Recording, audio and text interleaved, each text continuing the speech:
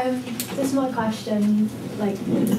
What licences do you have to have in place in order to hold an open-air music festival with people attending over 5,000 people attending, distinctly including staff and several stages as well, like open stages and tent stages as well.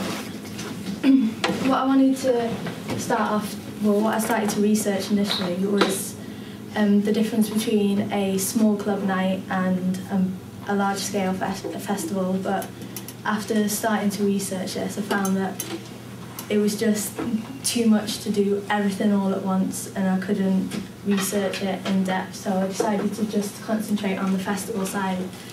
Even then, after looking at the promoting equipment, organisation involved, there was still loads and loads of stuff to research. Then I narrowed it down even further just to look at licences and what licences you need to have in place to start a festival.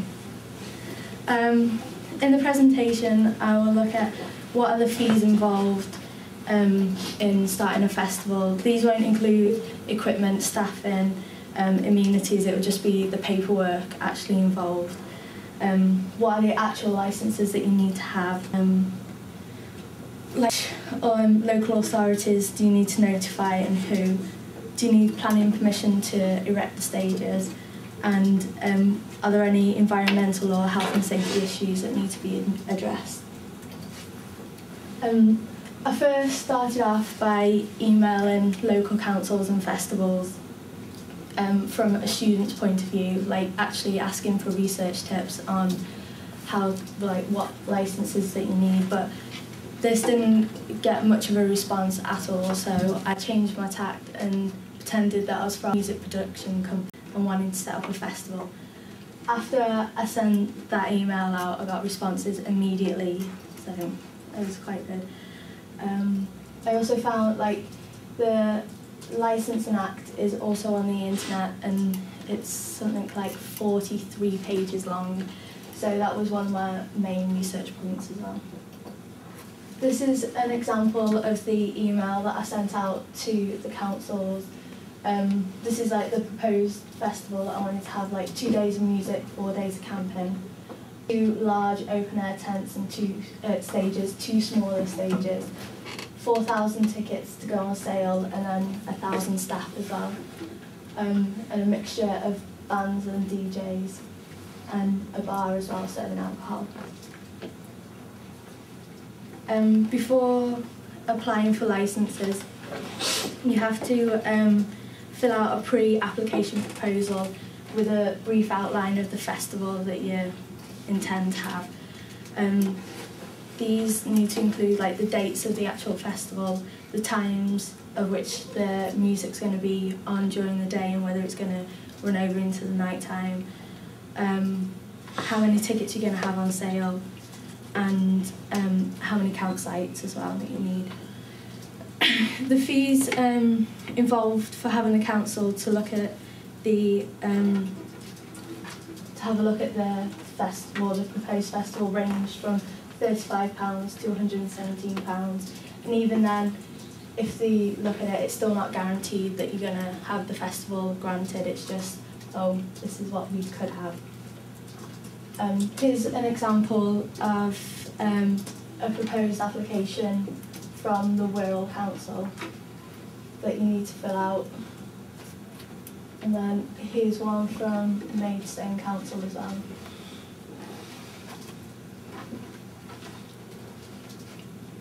There are extra fees involved based on how many people you have at the site at any one time. My question was to have 5,000 people on the site, but I also found out that there's various fees for, if it's under 5,000, there's an extra fee of £100, and if it's between over 10,000 people, then there's an extra fee of £2,000 as well. And if the same site is used for the following year, then the council will offer half price on the rates that are shown here. These are the 4 main licences that you have to have in place before you can consider having a music festival. There's the premises licence, the music licence, the alcohol licence and the food licence. All of these are under the Licensing Act 2003, which will be explained in the next slide. The Licensing Act 2003 is an act used by the licensing authorities to regulate public events, clubs and bars. As mentioned previously, the premises licence, music licence, alcohol and food licences are all held under this act. There's been a change in this act from the 23rd of November 2005, which stated that instead of having all these licences separately, you can have them all together in one single premises licence. And this change was made to make it easier for local councils to give authority to have music licensed events. A premises licence is needed for festivals with over 500 people on the site at any one time and that lasts over 96 hours. Within the premises licence there are 4 objectives that are set out by the Licensing Act that must be met when applying for the licence.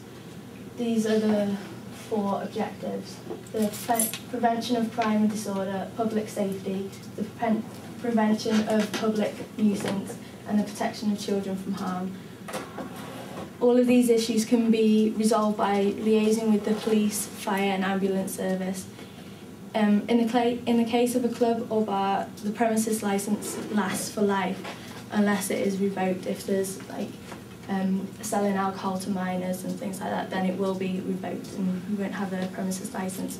But in the case of a festival, the premises licence lasts just for the length of that festival, from the moment that you start on the site, like setting up stages and things like that, campsites, to the moment that you leave the site and have cleaned all the rubbish away.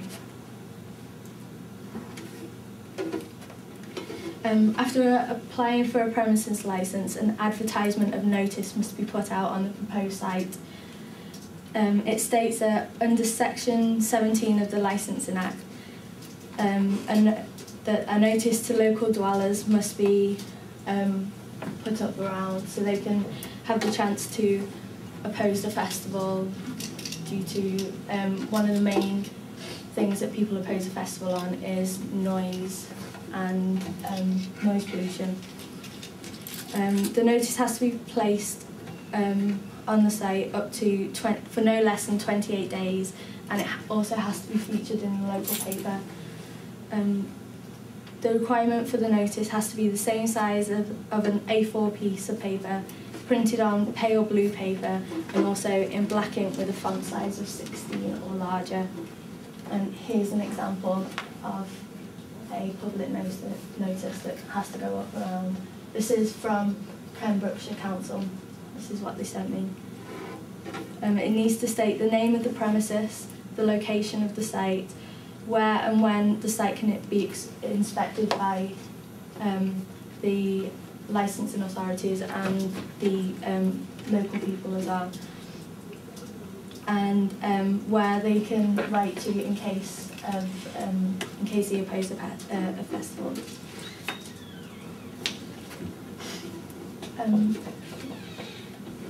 As mentioned previously, the Licensing Act, the music licence also falls under the premises licence. However, due to copyright and Copyright Designs and Patents Act 1988, it means that the copyright music in public, you are lawfully required to obtain the permission of the copyright owner. This can be obtained by working with the PRS. The way that the PRS works with festivals is they work out how to distribute the royalties by collecting the set lists and stage times that are used, and then they can distribute all the royalties out that way. The food and alcohol licence also falls under the premises licence as well, but for alcohol licence you need a personal licence for the main festival organiser. This is so they can legally sell alcohol on the premises. This is used between 11 p.m. at night and 5 a.m. in the morning. That's so they can sell alcohol then, and hot food as well. The personal licence for the sale of alcohol is valid for 10 years from the date that it is issued.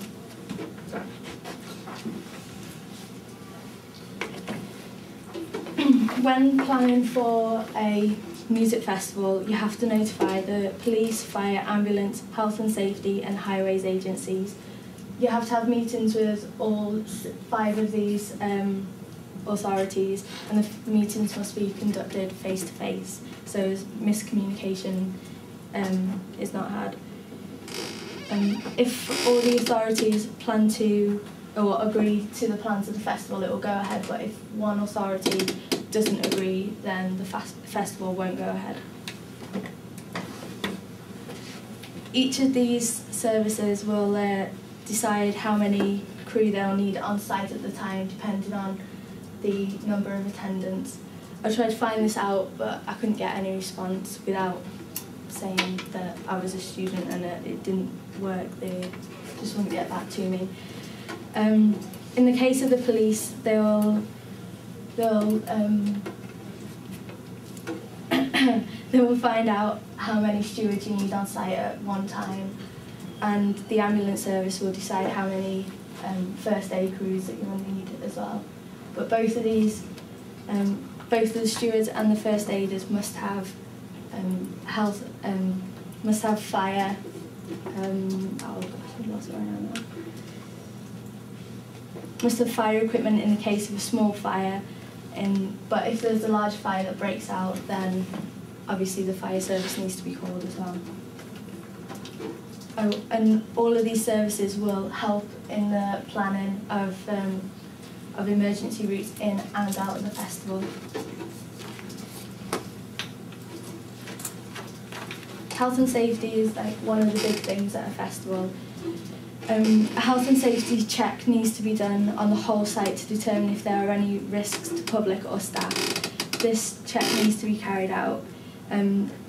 These are the criteria that must be looked at when doing it. So if you identify any hazards, you need to decide who would be harmed and how, assessing the level of risk that's involved, identifying and appropriately adequate precautions, and record your findings. All of these need to be given to the local council and the health and safety officers as well. But if it's given in time, enough time, then all of these risks can be resolved. When you're setting up a festival, you need to hire contractors who are reliable and that the festival organisers know that they're okay to work with. Only because if a contractor cuts corners, then the festival won't be given the go-ahead by the local council. The contractor needs to have a safety and risk assessment policy, and also a public liability insurance of £5 million in case anything was to happen to staging or anyone else got hurt. In the event of a festival, roads to and from the site may be closed and diversions put in place. These plans need to be submitted to the Highways Agency 12 weeks before the festival is approved. And also the public transport companies need to be notified so they can make arrangements for buses to be diverted around the festival, or if they expect more people to be going down to that certain area. Once inside the festival, the on-site traffic needs to be managed so that the traffic and the pedestrians are completely separate, so they don't come in contact with each other if in case of an accident was to occur. I stated at the beginning whether planning permission would be needed for staging, but it turns out that it doesn't. All that needs to be done is that it's signed off by a competent supplier, so who erects the stages, and and then a fire officer and a health and safety officer also need to come down and inspect the site. And as long as it's all written down and written in confirmation and that it's all structurally sound, then that would be okay. Also, they need to have barriers that go around the actual staging and also other structures like the sound towers and the lighting as well, just in case anyone was to climb up, fall and hurt themselves or damage the structures. There are two major environmental issues to consider when doing a festival. The main one is noise control. Only because, like, if it was today, for example, in Sefton Park, all the surrounding houses would hear all the noise and commotion that's going on. So that's why most festivals get opposed because of that. But to combat this, you can ensure that the noise levels are adequately controlled, that the stages are faced away from residential properties, and that multiple smaller speaker outputs spaced around the audience area as opposed to stacked speakers. So you can combat the noise pollution that way. Also, clean-up is a major concern as well, both during the festival and after the festival. During the festival, you have to make sure that there's enough bins around the place and toilet facilities, and that you need to liaise with the local council on rubbish collection in the morning and evening. And then after the festival's gone, or after the festival's finished, you need to hire a team to come and clean up all the rubbish and everything to make sure that there's nothing hazardous left on the site at all. After this, then the local council will come and inspect the site just in case. Depending on the district, it varies from a time period of when you need to actually complete everything, from 4 to 5 months before the festival starts. So that means that all your licensing has to be done. Each of the topics researched, even if just one of these wasn't met, then the festival couldn't take place. Everyone has to be on board, like the police, the councils and everyone else. Here's a list of all the councils that I've contacted throughout my research. There's quite a few, and most of these got back to me as well. Practically all of them got back. And then these are the festivals that I contacted too, and only a few of these got back.